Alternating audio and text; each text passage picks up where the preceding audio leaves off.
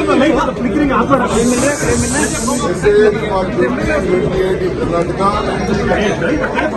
the people of the state, I guarantee it is the victory of the common man. It is the victory for development.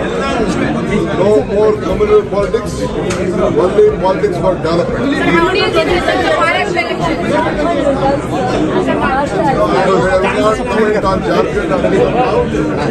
It's a proper analysis. What about Maharashtra, sir? You were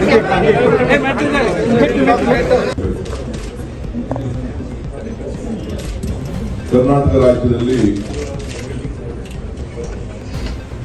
ಇವತ್ತು 2028ರ ಚುನಾವಣೆಯ ದಿಕ್ಸೂಚಿಗೆ ಕರ್ನಾಟಕ ರಾಜ್ಯದ ಮಹಾಜನತೆ ಬದುಕನ್ನ ಕಟ್ಕೊಳ್ಬೇಕು ಅಂತ ಹೇಳಿ ಒಂದು ದೊಡ್ಡ ಸಂದೇಶವನ್ನ ಕೊಟ್ಟಿದ್ದಾರೆ.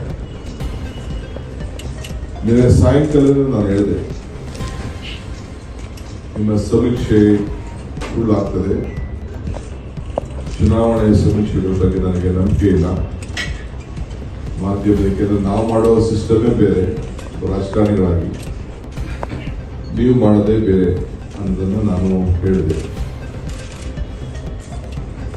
ಕೆಲವು ಕ್ಷೇತ್ರದ ಸೋಲು ಗೆಲುವು ನಂದೇ ಅಂತ ಕೂಡ ನಾನು ಹೇಳಿದ್ದೆ. ಇವತ್ತು 3 ಕ್ಷೇತ್ರಗಳ ಚುನಾವಣಾ ಫಲಿತಾಂಶ ಬಂದಿದೆ. ಮೊದಲಿಗೆ ಚನ್ನಪಟ್ಟಣ ವಿಧಾನಸಭಾ ಕ್ಷೇತ್ರ, ನಾನು ನಿಖಿಲ್ ಕುಮಾರಸ್ವಾಮಿ ಅವತ್ತು ಸೋಲು ಅಂತ ನಾನು ಹೇಳಿಕೆ ನಾನು ತಯಾರಿಲ್ಲ. ಅವರ ತಂದೆ ಕುಮಾರಸ್ವಾಮಿ ಅವರು ಅಲ್ಲಿಂದ MP ಆಗಿ ಹೋದ್ರು, ಮುಖ್ಯಮಂತ್ರಿ ಆಗಿದ್ದರು. 2 ಬಾರಿ ಅವ್ರನ್ನ ವಿಧಾನಸಭೆಗೆ ಕಳಿಸ್ಕೊಟ್ಟಿದ್ರು. ಅವರು ಆ ಕ್ಷೇತ್ರದಲ್ಲಿ ಇಟ್ಟೋದಂತ ಗುರುತುಗಳಿಗೆ ಜನ ಅವರಿಗೆ ಒಂದು ತೀರ್ಪನ್ನು ಕೊಟ್ಟಿದ್ದಾರೆ. ಬಸವರಾಜ ಬೊಮ್ಮಾಯಿ ಅವರ ಸುಪುತ್ರ ಭರತ್ ಬೊಮ್ಮಾಯಿದು ಸೋಲು ಅಂತ ನಾನು ಹೇಳಿಕೆ ಆಗ್ತಾ ಇದ್ದೀನಿ.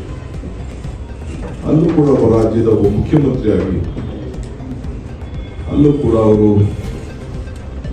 ಆ ಜನರನ್ನ ನೋಡ್ತಾ ಇದ್ದಂತ ಪ್ರೀತಿ ಭಾವನೆ ಗಮನದಲ್ಲಿಟ್ಕೊಂಡು ಕಳೆದ ವಿಧಾನಸಭೆ ಚುನಾವಣೆಯಲ್ಲಿ ಅಲ್ಲಿ 30,000ಕ್ಕೂ ಹೆಚ್ಚು ನಮ್ಮ ಅಭ್ಯರ್ಥಿ ಸೋತಿದ್ರು.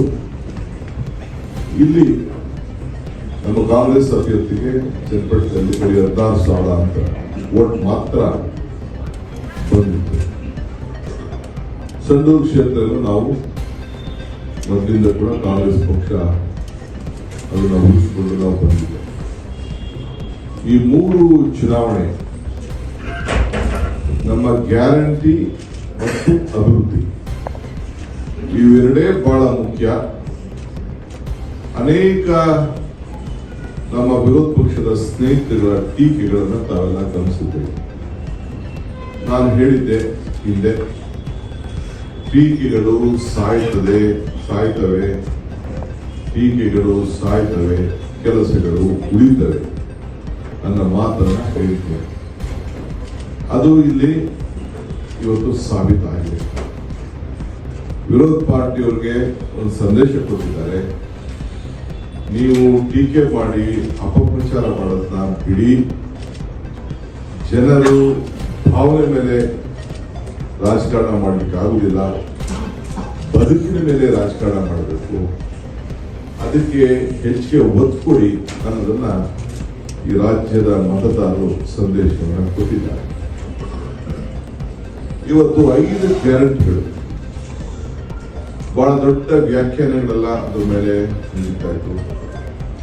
ಸರಿಯಾದ ರೀತಿಯಲ್ಲಿ ನಾವು ಕಾರ್ಯರೂಪಕ್ಕೆ ತರಲಿಲ್ಲ ಅಂತ ಹೇಳ್ತಾ ಇದ್ರು, ಅಭಿವೃದ್ಧಿಗೆ ಹಣ ಇಲ್ಲ ಅಂತ ಹೇಳ್ತಾ ಇದ್ರು.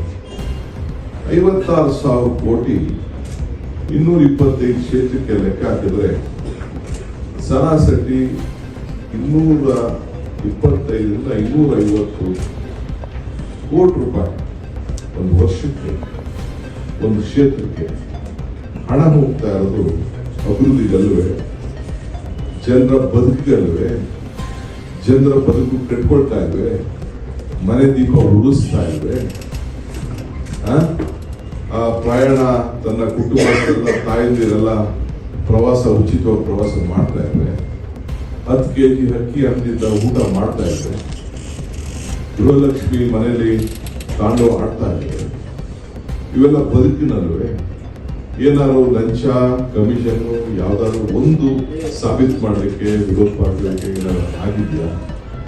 ಇವೆಲ್ಲ ಕೂಡ ಜನರ ಅರ್ಥಿ. ರಾಜ್ಯದ ಚುನಾವಣೆಗೆ ಮುಂದಕ್ಕೆ ನಾನು ಯಾವಾಗಲೂ ಹೇಳ್ತಾ ಇದ್ದೆ, 2028ರ ಚುನಾವಣೆಗೆ ಮುನ್ನುಡಿ ಬರೀತಾ ಇದ್ದೇವೆ, ನಾವೇ ಮತ್ತೆ ಅಧಿಕಾರಕ್ಕೆ ಬರ್ತೇವೆ ಅನ್ನೋ ಏನ್ ಮಾತು ಹೇಳ್ತಾ ಇದೆ, ಅದು ಇವತ್ತು ಜನ ಅದಕ್ಕೆ ಮುನ್ನುಡಿಯನ್ನ ಬರೆದಿದ್ದಾರೆ. ಆದ್ರಿಂದ ನಾನು ಈ ಸಂದರ್ಭದಲ್ಲಿ ನನ್ನ ಸ್ನೇಹಿತರು, ವಿರೋಧ ಪಾರ್ಟಿ ಸ್ನೇಹಿತರಿಗೆ ಈ ಸುಳ್ಳು ಆರೋಪ ಮಾಡೋದು, ಮುಖ್ಯಮಂತ್ರಿಗಳ ಮೇಲೆ ಆರೋಪ ಮಾಡೋದು, ಮಂತ್ರಿಗಳ ಆರೋಪ ಮಾಡೋದು, ಏನಾದ್ರು ಸತ್ಯಾಂಶ ಇದ್ರೆ ಏನ್ ಬೇಕಾದ್ರೂ ರಾಜಕಾರಣದಲ್ಲಿ ವಿರೋಧ ಪಾರ್ಟಿಯವರು ಟೀಕೆ ಮಾಡಬೇಕು, ಸರ್ಕಾರವನ್ನ ಉತ್ತಮವಾದ ರೀತಿಯಲ್ಲಿ ಕೆಲಸ ಮಾಡಲಿಕ್ಕೆ ಹೇಳ್ಬೇಕು, ಎಲ್ಲ ಮಾಡಿ. ಇಲ್ಲದ ಬರೀ ಸುಳ್ಳೇ ಮನೆ ದೇವರು ಅಂತ ಹೇಳಿ ಬರೀ ಸುಳ್ಳನ್ನ ಹೇಳಿ ಜನರಿಗೆ ಅದೇನಾದ್ರು ನೀವು ಕರೆಗಾಗ್ತೀನಿ ಅಂತ ಹೋದ್ರೆ ಮತದಾರ ಬಹಳ ಪ್ರಜ್ಞಾವಂತಿದ್ದಾನೆ, ವಿದ್ಯಾವಂತಿದ್ದಾನೆ. ಇದನ್ನು ತಾವು ಗಮನದಲ್ಲಿ ತಿಳಿಸಬೇಕು. ಈಗ ನೋಡಿ, ನಾನು ಚುನಾವಣಾ ನಾನು ಈ ಚನ್ನಪಟ್ಟಣ ಬೇಡ ಇಲ್ಲ, ಬೊಮ್ಮಾಯಿಯವರ ಕ್ಷೇತ್ರ ಎಷ್ಟು ಅಂತರ 3,000 ಡಿಫ್ರೆನ್ಸ್ ಇದ್ದು ಈಗ ಮತ್ತೆ ಇವತ್ತೇನು ಸುಮಾರು 10,000 ಚಿಲ್ಲರೆ 14,000 ಚಿಲ್ಲರೆ ಆಗಿದೆ ಅಂತ. ಅದು ಕಿತ್ತೂರು ಕರ್ನಾಟಕ ಒಂದು ಕ್ಷೇತ್ರ, ಇನ್ನೊಂದು ಕ್ಷೇತ್ರ ಕಲ್ಯಾಣ ಕರ್ನಾಟಕ, ಚನ್ನಪಟ್ಟಣ ನಮ್ಮ ಹಳೆ ಮೈಸೂರು. 3 ಭಾಗದಲ್ಲೂ ಉಪಚುನಾವಣೆ ಪಾರ್ಲಿಮೆಂಟ್ ಸದಸ್ಯರಾಗಿ ಹೋದಂತ ಸಿದ್ದರಾಮಯ್ಯನವರ ಮುಖಂಡತ್ವದಲ್ಲಿ ರಾಜ್ಯದಲ್ಲಿ ಆಗ್ತಾ ಇರುವಂತ ಅಭಿವೃದ್ಧಿ ಕೆಲಸಕ್ಕೆ ಈ ರಾಜ್ಯದಲ್ಲಿ ಜಯ ಸಿಕ್ಕಿದೆ. ನಮಸ್ಕಾರ. ಮತ್ತಷ್ಟು ಸುದ್ದಿಗಳಿಗಾಗಿ ನೋಡ್ತಾ ಇರಿ ಪಬ್ಲಿಕ್ ನ್ಯೂಸ್ 24x7. ಇದು ಸತ್ಯದ ಧ್ವನಿ.